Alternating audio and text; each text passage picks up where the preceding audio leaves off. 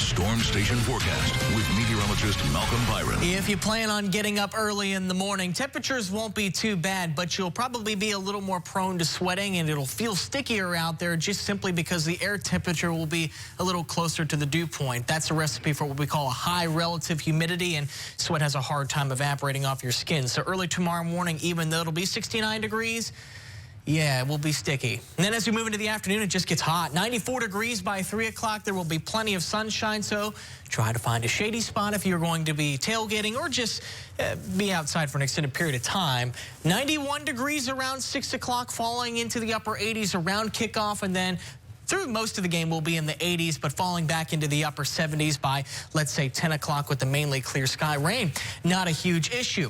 So now we're going to break out the LSU Kickoff Weather Index. We've looked at some past data and compared similar kickoff conditions, and we're looking at 88 degrees at 6:30. So for all home games at night, above 85 degrees, LSU wins about 82% of the time.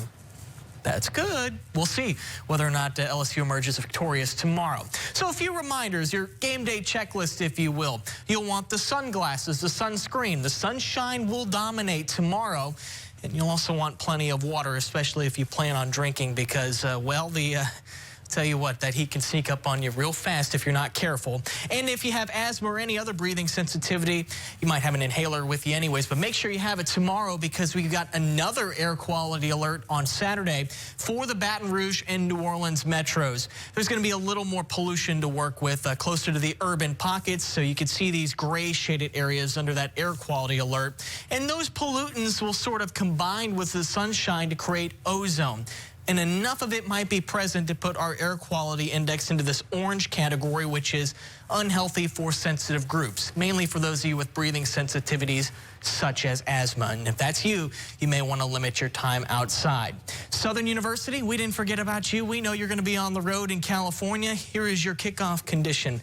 91 degrees with a fair amount of sunshine, 88 degrees around halftime, and then venturing up a little closer to 80 degrees by the end of the game. Rain doesn't look to be a huge issue in Fresno. Right now, rain definitely not an issue across the capital area, and look at that temperature, 93 degrees. At least the heat index is not nearing 100. That's probably going to be the case over the next couple of days as well, with the humidity remaining somewhat in check. There's a little stickiness out there, but at least at manageable levels. And on the Storm Station 7-day forecast, that forecast is pretty much on repeat each and every day. High temperatures in the low to mid 90s, low temperatures in the upper 60s to lower 70s. Sunshine going to be prevalent most days. We'll add a little bit more cloud cover on Sunday and Monday as some high clouds move in, maybe next Thursday as well. But that's really what we're trying to fine tune here, where we might see increased cloudiness. That sure is a sign of a pretty quiet forecast.